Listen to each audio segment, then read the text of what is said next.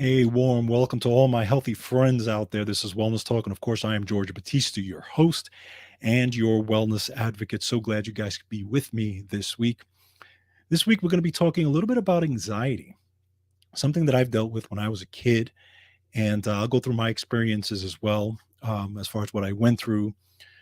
Very messy times when I was a kid, but a lot of people are dealing with anxiety these days. Mental health is actually, such a huge problem, especially after the pandemic. And I think the pandemic really exacerbated everything, especially the way things were handled. There was a lot of panic, there was a lot of fear that really shouldn't have been for the most part. Okay. And a lot of people are still dealing with anxiety and panic disorders. Now, again, mental health issues and that type of thing coming out of the pandemic.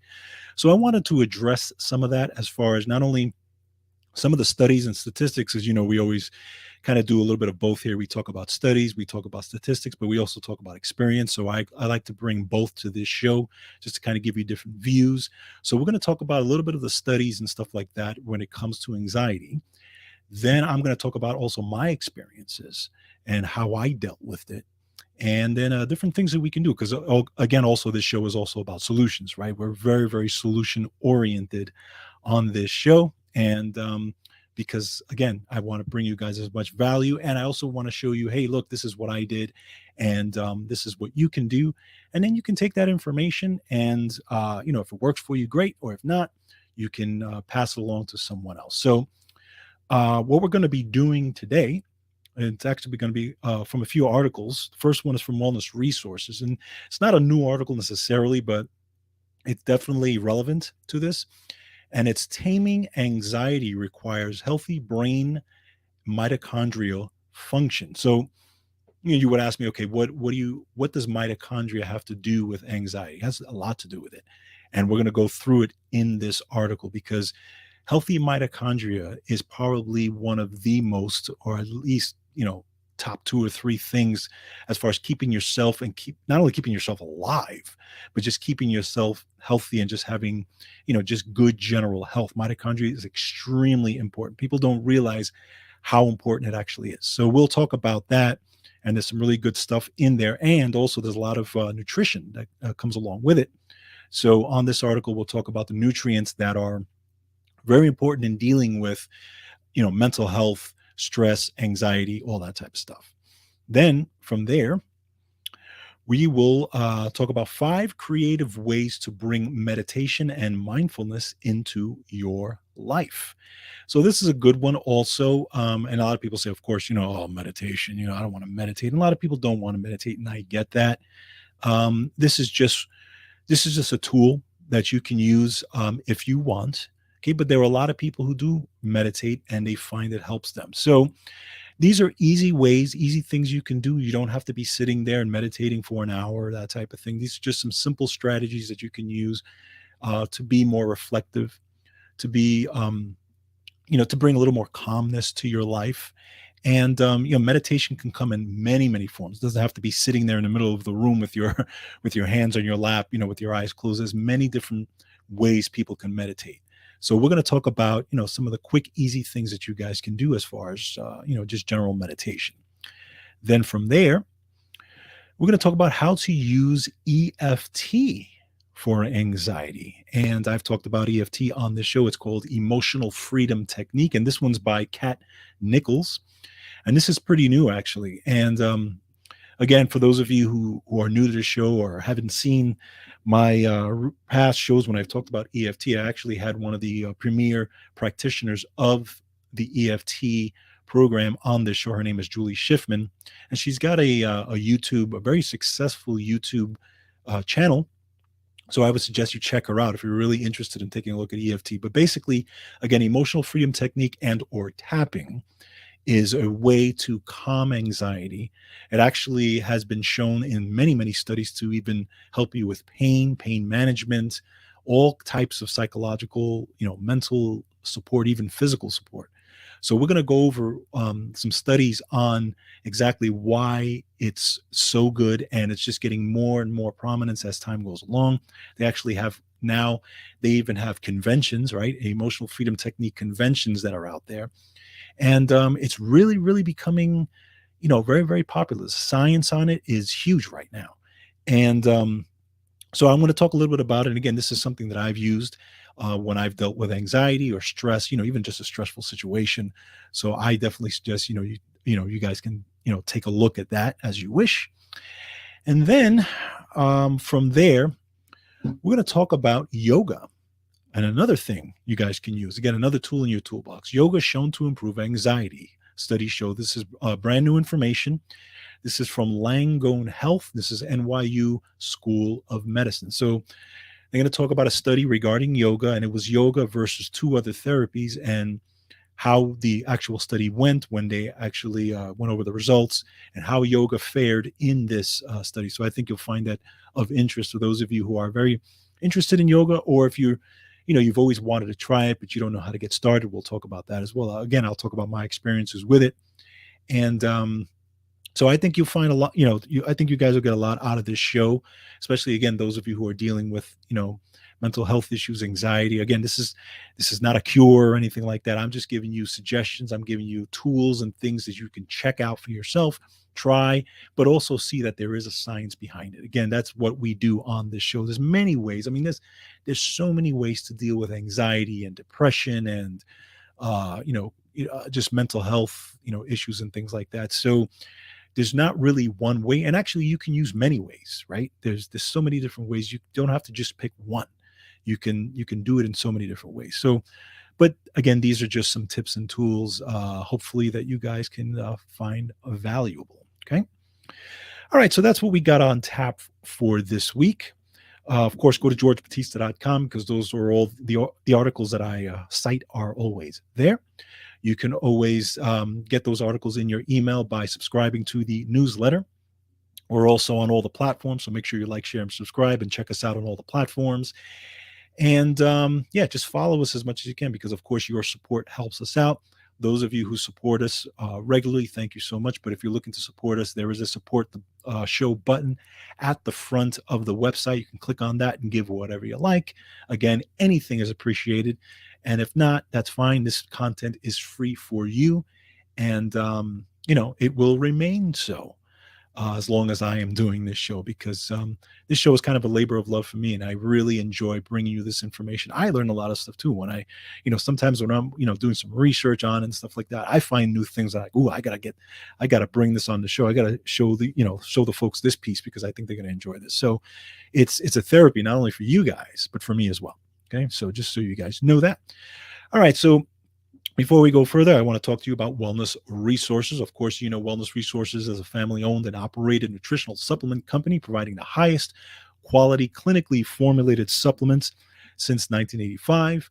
Make sure you find out why I use them, and I've been using them for the last 17 years. Great supplements there, and why health-conscious individuals around the world use their supplements. Make sure you go to myvitaminresource.com to check out all the supplements that they have. Again, it's myvitaminresource.com.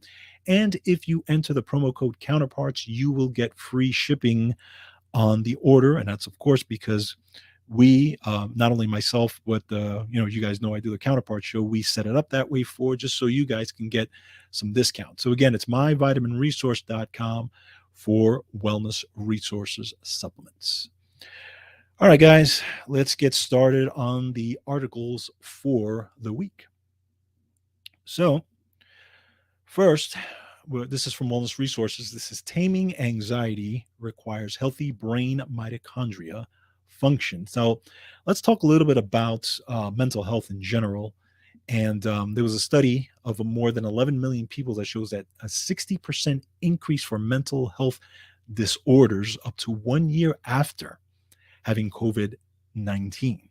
Okay, so this is very recent information. Okay, and again, it also says here the risk for mental health and diagnosis and prescriptions were higher among those hospitalized with COVID-19, but also occurred in people with mild cases. Now, this is not from the Wellness Resources article. This is something that I pulled up just to kind of give you guys some statistics. But it's really bad. And again, we went through such a tough time with the pandemic, right? I mean, there was fear everywhere. Okay. You turned on the news and it was panic. It was fear. And it was by design. Okay. Just so you guys know, because that's what news outlets do. It was by design. And a lot of people were so, they watched it every single day because they wanted to know, oh my God, what was going on? I can't leave the house and all this stuff. And what they did as far as closing schools, closing whatever, closing everything, in my opinion, was a huge mistake. And we're seeing that now. We're paying for it now. The consequences are just astronomical with what's gone on. And, but out of that came a lot of anxiety and fear. And keep in mind that anxiety in and of itself and fear depresses immunity. I've talked about it on this show before, right? It's an immunity depressor. So you will be more susceptible, right? Because you have the fight or flight, you have the cortisol, everything that is being secreted to help you deal with the fear, to help you deal with anxiety, to help you deal with, as they say, the saber-toothed tiger chasing you around, right? Deal with the stress and the free radicals that are created by stress. But there is a depression of immunity when that happens. So you have to understand that, when we were going through all this, people also, just by design, became more susceptible because there was so much panic and fear at that time. So my first suggestion, and I talked about this during the pandemic when I did interviews, was shut off the TV. Shut off the TV, stop watching this stuff, because it was really only doing more harm than good, in my opinion. So now, there's many different ways to deal with anxiety. Of course, you have the anti-anxiety medications. That's probably the number one thing when you go to the doctor, you go to some kind of therapist, or psychiatrist, right? You got benzodiazepines, all these types of things and if you're on that type of stuff, hey, you do what you need to do for yourselves, okay? But let's talk about what we can do as a society ourselves to tame anxiety and to tame mental health issues. Now, again, just on a personal note, anxiety was a big problem for me. I talked about on this show that my parents went through a messy divorce when I was about 7 or 8 years old. Music helped me a lot at that time. But when I was probably in my early teens, my preteen years, I went through this big bout of anxiety. I was getting panic attacks. I thought I was going to die. It was to the point where sometimes you couldn't leave me alone because I thought that I was going to die right there alone. And, it was crazy. Right. And, anybody who's been through a panic attack, you understand the beating heart, right? You're sweating, you might be shaking, you're trying to catch your breath, this whole type of thing. And it was terrible. I didn't understand what was going on. I didn't know. I just thought there's something wrong with me. And my mother actually, would do her best to try to help me out, but it was not easy. She was trying to help me out the best that she could, but she didn't also understand it, because I don't think she kind of put two and two together as far as what we went through regarding my parents' divorce, very messy divorce, and all that type of stuff. And I was the type of person that held everything in. I didn't like to talk about it. I was very introverted and I held all this stuff in. So it had to come out some way. I ended up actually going to therapy for a while, talk therapy, cognitive behavioral therapy, which we're going to talk about a little bit later. And one of the things that the therapist told me was, you got to get it out. You got to get it out. And during my teenage years, this is when I really I got into sports. I got into martial arts. I got into playing baseball. Then in my early 20s, I got into bodybuilding, and doing all these things helped me cope. It was also a coping mechanism. And I was thankful that I was able to get into that stuff, because um, it helped me cope with all that, but it also made me a lot healthier as far as just structurally, right? I was bodybuilding, I was feeling good, even though I was eating terrible, but I looked good, you know. So, but I started to find ways down the line to figure out how to deal with these anxiety attacks and just my mental stress at that point. But I did connect it eventually to what I went through as a kid and how I held everything in. So again, those of you who understand that, have been through that type of thing, you understand the damage that can happen, especially when you have a young child who goes through a messy divorce and the parents just don't know how to shield the child from it. It's very difficult. It's a very difficult thing. So anyway, that's just my 2 cents on it, things that I went through, but I was able to deal with it as I got older. Like I said, I took responsibility for myself, and it got better. It got better to the point where I really wasn't dealing with it anymore as I got older. So, I was thankful that I was able to figure that out. So let's talk about it here. Anyway, as far as mitochondrial stress and mitochondria and how important it is for mental health. Now, recent findings show that healthy mitochondrial function is the fundamental energetic backbone of how your brain manages mood and anxiousness. Okay, healthy mood requires healthy mitochondria. So obviously, again, after the pandemic and that type of thing, mitochondrial disorders have exploded. Even before that, in the past decades, they've exploded. It was an estimated 18% of the population, nearly 1 out of 5 individuals, is affected by anxiety. Okay. So when you have a mitochondrial breakdown, okay, you can end up with fatigue, lungs, immune problems. Okay. You can have blood sugar problems, obesity problems, adrenal problems, premature aging, wrinkles, hair loss, all these types of things, right? All tissues in the body except red blood cells are rich in mitochondria, especially the brain. So now let's talk about the brain's energy demands and survival, because in order to run your brain and have healthy brain mitochondria, it is metabolically expensive for your body because there's a lot of energy that it requires. Okay. So your brain is one of the most metabolically active organs in the body. Only the heart and kidneys surpass the brain's energy budget or expenditure. So the average adult brain weighs about 3 pounds, but consumes 20% of your oxygen and 25% of the glucose intake. Okay, keep that in mind. Within your brain's nerve tissues, mitochondria use oxygen and glucose to perform cellular respiration, which produces ATP that energizes cells for their own function. Okay, so now you have your brain that actually produces ATP. Very important in this. Okay, so healthy, energized mitochondria producing ATP are essential. Keep in mind, they're essential for neurotransmitter production, for stress tolerance, and for numerous nerve cell reactions. Now, let's talk about energy as a currency for the brain and body. So, energy, or every single response or stressor, real or perceived, that your brain attends to, is involved with energy currency or ATP, and triggers a mitochondrial response. All of the signals that your brain sends out to the rest of the body via your nervous system depend on the energy currency of ATP produced by mitochondria. So remember that. Keep that in mind.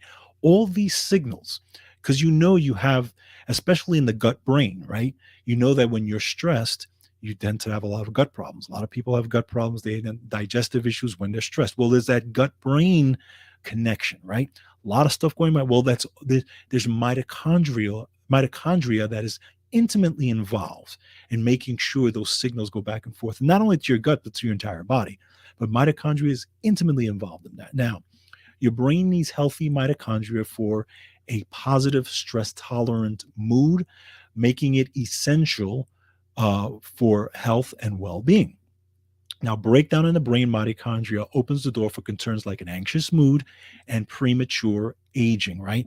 So you think about it, there are people in this world who, um, I would say, they look older than they do, because they were people that went through a lot of anxiety, a lot of stress in their life. And stress actually makes them look older. You will see it in their hair, their skin, their nails. You will see how much older they look. And keep in mind that not only are you older on the outside, but you are older cellularly on the inside. So, there's two different types of aging, right? You have cellular stress or cellular aging, and then you have your regular biological aging. You have your aging in terms of how you look, and aging in terms of your cells and how fast they age, and they can be different. They will not exactly be the same. Keep that in mind. So, under the bombardment of chronic stress, right? Okay, physical, chemical, and emotional stress that we all go through, mitochondria change in structure and function because they need to accommodate the burden of the stress that you're putting it under. And again, it's physical, chemical, and emotional stress. So what happens? What's involved in the stress response. Of course, we have cortisol. We talked about that before. So we have today's modern stress demands. Cortisol levels may be too high and or maybe too low. And this can be a problem because this can wreak havoc on your system. This can actually lead to the formation of what's called ROS, or reactive oxygen species, and especially in your brain, which influences mitochondrial function and actually can decrease mitochondrial function. Okay. And just cause more cellular stress. So cortisol levels constantly either being elevated or too little. There has to be a balance. There has to be a balance. Your body was designed to handle spurts of stress, but not ongoing, not constant. Okay. Your body can handle the stress at one point, but then eventually should ideally settle down. But in today's society, of course, we're stressed constantly. We're stressed 24/7 with all the things hitting us, with all the physical, chemical, and emotional stress hitting us. Of course, we're filled with tons of anxiety, right? So children can give you anxiety. I'm learning that big time. I got a teenager who fills me with anxiety constantly. And it's more because you're worried about your kid, right? You're really you're worried about, my child is getting older, they're going to college, they're going to be on their own soon. Will they be able to handle it? Will what I've taught them help them? That type of thing.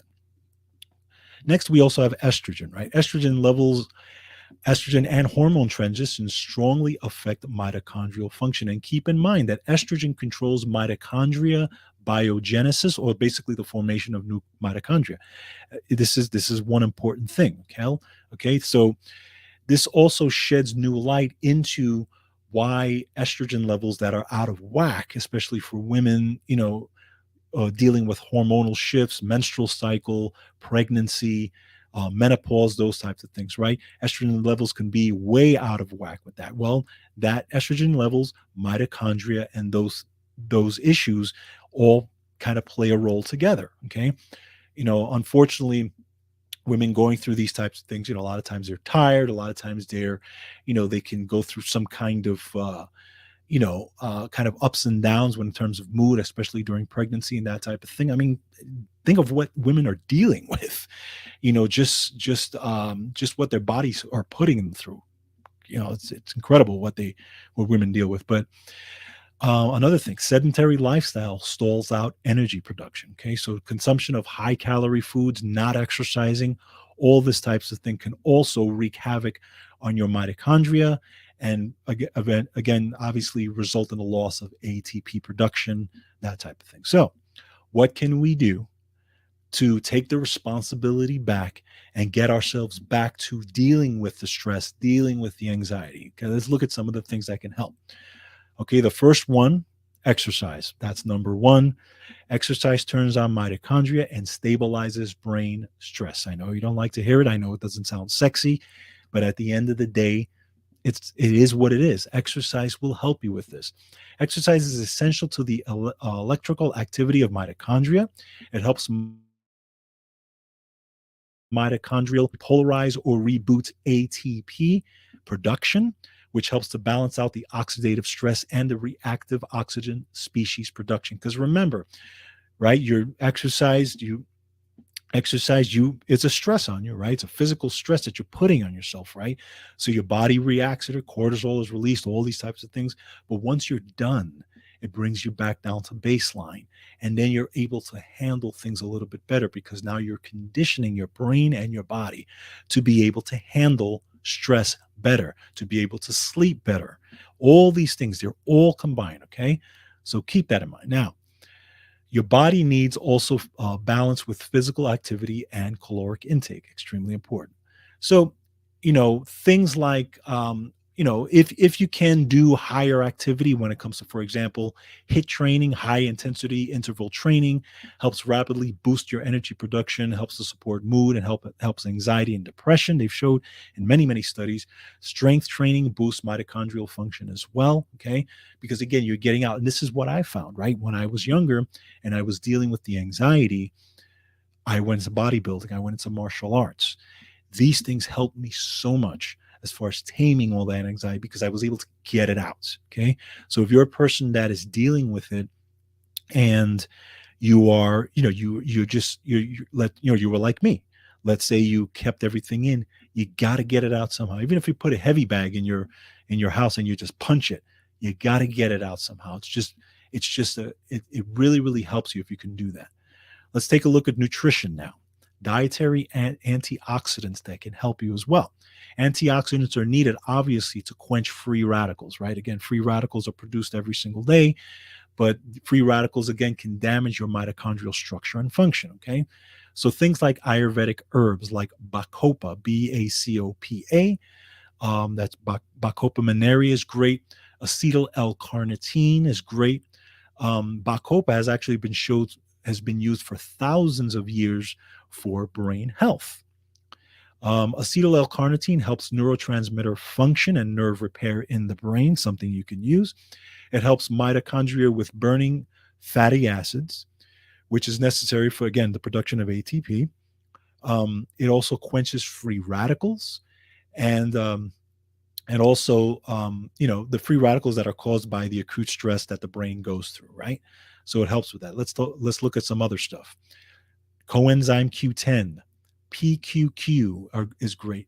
B vitamins. B vitamins are really, really key here, because B vitamins also work together with your adrenal glands, right? So they help with stress, especially B1, B2, and B3. Magnesium. Magnesium is probably one of the biggest ones. Also, things like lipoic acid, N-acetylcysteine, fisetin, grapeseed extract, all these types of antioxidants. Vitamin C, actually, vitamin C is another thing, helps with adrenals as well, helps to tame the ROS, helps to bring down all the inflammation, helps you be able to deal with all the stress that you're, again, if you're having panic attacks, all that stress, taking in the antioxidants help to bring that stress down, help your body handle it much better. Magnesium glycinate, one of the big ones, is very, very good.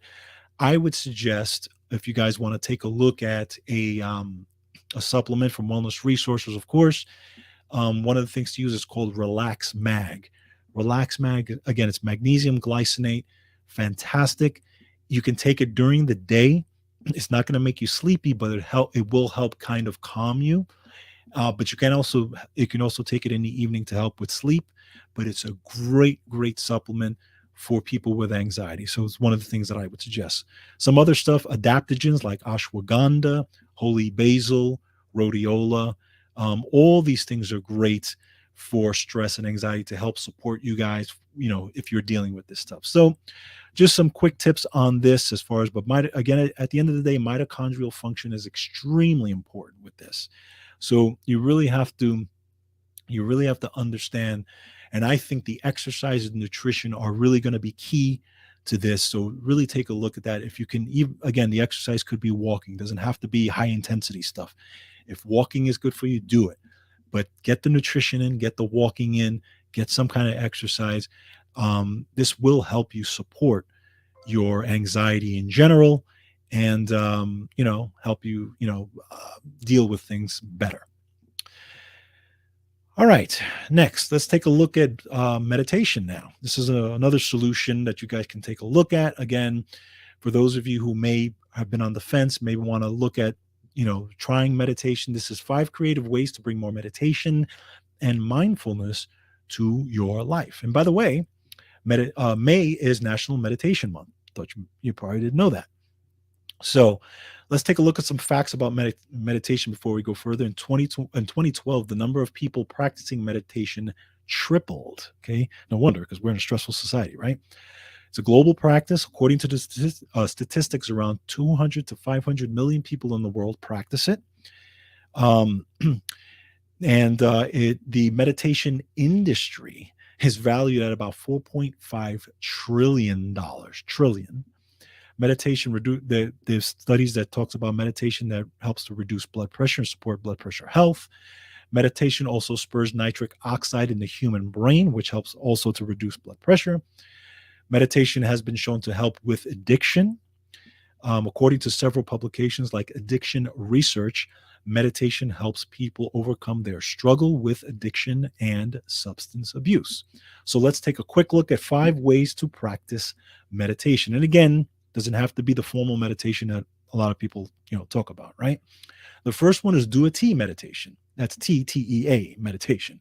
So if you're a tea drinker, next time you cozy up with your favorite beverage, transform it into a special meditative experience. Okay.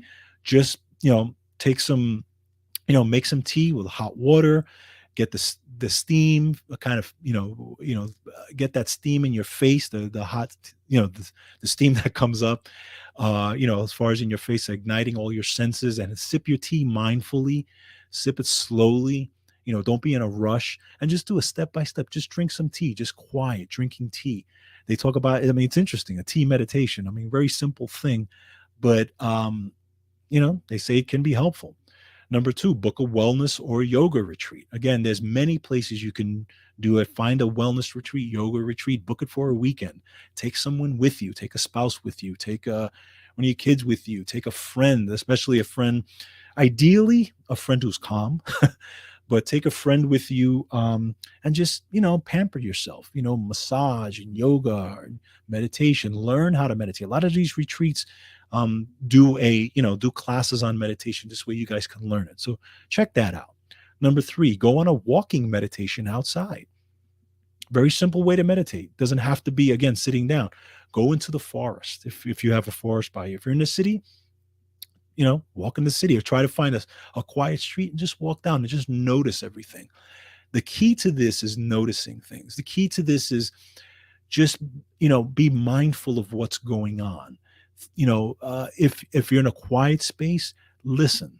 Don't walk with headphones and listening to blasting music. I know sometimes that can be helpful, but try to not do that, and just try to listen to the outside, listening to birds, be in the park, walk around the park, listen to birds, listen to all the sounds of the park. That's very meditative. It can actually help calm stress down. I've done that many, many times. Number four, bring visualization into your practice. So again, this is where you can sit down and just visualize things. Visualize, guided imagery is very, very popular. Okay.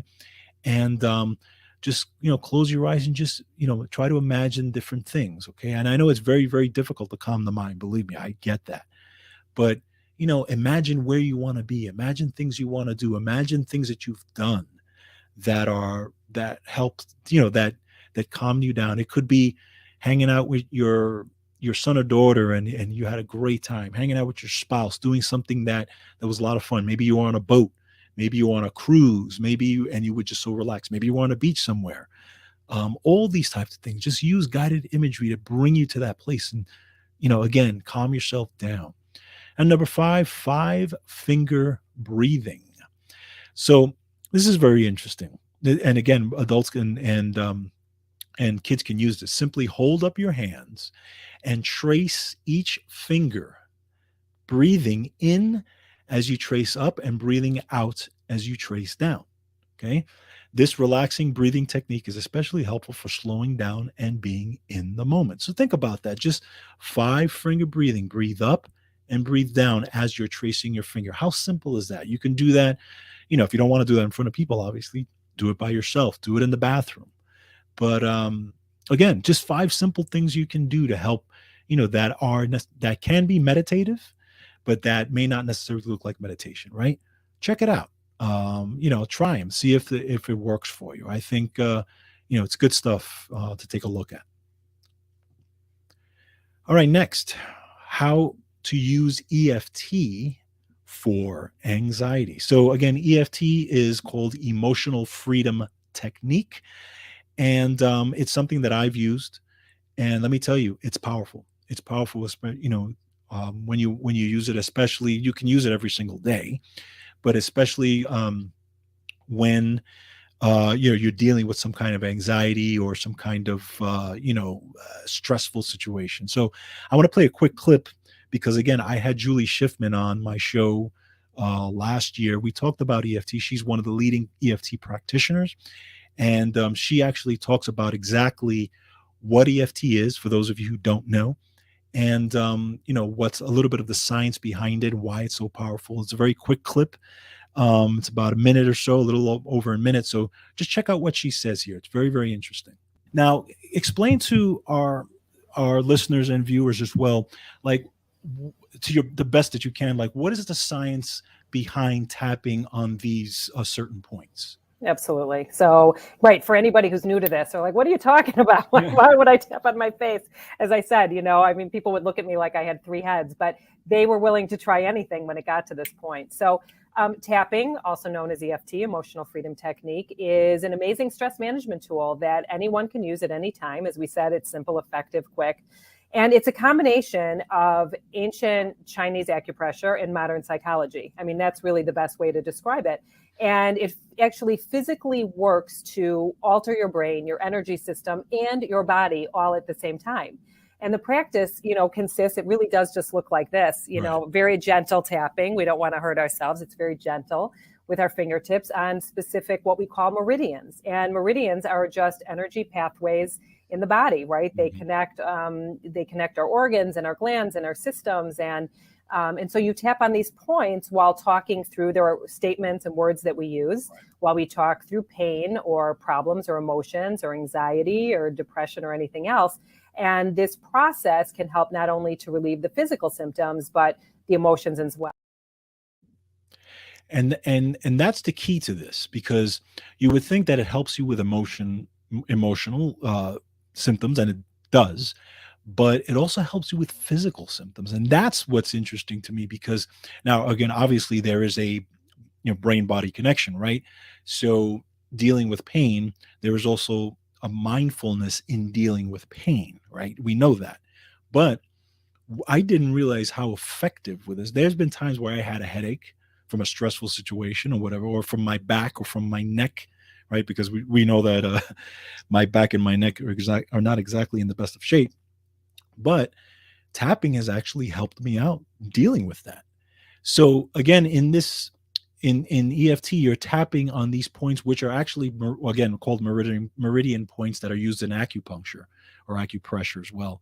But you're tapping on these things while also talking about what it is that you're dealing with. Now, it may look ridiculous, may sound ridiculous, but let me tell you, don't knock it till you try it, because it works extremely well. I found it works extremely well. Now, there is a duration thing to it. In other words, how long you do it also makes a difference. Some people can do it for a couple of minutes and it works fine. Other people have to do it for 10 minutes. So everybody's different depending on what they're dealing with. But I would check it out. I mean, it's really, really effective. And I have found it as one of the most effective things as far as just as far as dealing with an emotional response to a stressful situation. And in fact, it was a 2016 study that it compared the effectiveness of EFT to standard care options for anxiety, and found that those who used EFT showed a significant decrease in their anxiety scores. Also, a 2016 study from Harvard revealed that EFT produces positive changes in the expression of genes associated with stress, so that the body is better equipped to handle future stress, as well as addressing the existing stress. Okay, so there is science behind it. There's many videos on YouTube. There's a conference. they do a tapping or an EFT conference now. Many doctors are on board with this. Dr. Joseph Mercola, for those of you who like to check him out, he is one of the big proponents of this. And Julie Schiffman actually used to work with him, and that's how she kind of started through this whole EFT process. And let me tell you, again, it's great. So check out tapping, check out EFT. There's many videos on it. Check out Julie Schiffman's channel on YouTube. She goes through it almost. I think she has one every single day, and she has one to support you in pretty much every situation. So check it out and tap along with her and just try it. Again, you don't have to do it in front of people if you feel embarrassed, or if it's not something that you feel good about doing in front of people, but do it by yourself. Try it. That's the way you find these things out and see if they work. And that's exactly how I found it out. I tried it. I saw Julie Schiffman's videos and I started trying it in those types of situations, and it worked very, very well for me. And it's a tool that I keep in my toolbox. That's the key, right? And that's what we try to bring you, tools for the toolbox at the end of the day. You can pull it out and use it whenever you need to, right? All right. So that's EFT. And finally, we're going to talk about yoga and how yoga is shown to improve anxiety. And the study shows, and again, this is from the New York University School of Medicine. So they did a study here about yoga, and this was published in the August 12th JAMA of Psychiatry. And this was 226 men and women with generalized anxiety disorder. They were randomly assigned to three groups, either CBT, which is cognitive behavioral therapy or talk therapy, Kundalini yoga, which is a type of yoga, and or stress management education, standardized control technique. Now, this is what they found. After 3 months, both the CBT and yoga were found to be significantly more effective for anxiety than stress management. Specifically, 54% of those who practiced yoga met response criteria for meaningfully improved symptoms compared to 33% in the stress education group. Of those treated with CBT, 71% met these symptom improvement criteria. Now, they do say that after 6 months of follow up, they found that the CBT was probably the longest lasting. It lasted longer than all the other therapies, which would make sense. Talk therapy makes sense. Probably people would be more adherent to talk therapy than they would yoga. But why not do both, right? Why not do talk therapy and yoga, right? I mean, it's that's just a double whammy to help you deal with stress. But yoga is very, very effective. Again, I did yoga a lot in my 20s and even in my 30s. I used to go to yoga classes. I was very interested in yoga. Again, this was another tool for me to see not only if I could deal with stress, but I also like the whole philosophy behind yoga. It's just a fantastic philosophy. I'm into ancient philosophies like that. But I wanted to try it. And what I loved about it is the feeling afterwards. You are so relaxed, and that relaxation lasts for literally the whole day. At least it did for me. It lasted the whole day. I mean, you literally feel like your muscles just so loose, your brain is so calm. And again, I talked about this on the show previous. It's almost like you get that runner's high for those of you who are runners and understand that. Yoga is another thing to use, great thing to use. The studies on yoga have been, there's thousands. I mean, come on, yoga has been used for thousands and thousands of years, right? And obviously, there's many, many different forms of yoga. So you got to find the one that is best for you. But it is super, super effective for dealing with anxiety, dealing with stress. And to me, it's great. And I don't do it as much now, but I still do it every now and then. My wife also did it for years, and she found the same thing. So I would check out yoga if you can. Again, start with videos if that's the case. Go to YouTube. There's thousands of YouTube videos that'll show you very simple yoga techniques, 10 minutes, 15 minutes. Eventually you can get to 30 minutes or even an hour. But there's many, many different forms of yoga. Take a class, try a class out, see if it's for you, Um, it can get addictive. I'm going to tell you that it can get addictive. And again, I know it's not for everybody, but it can be for anybody. So again, and also the physical effects of yoga are also extremely good because you maintain lean muscle when you're doing that. You also maintain extreme flexibility, which is key to longevity.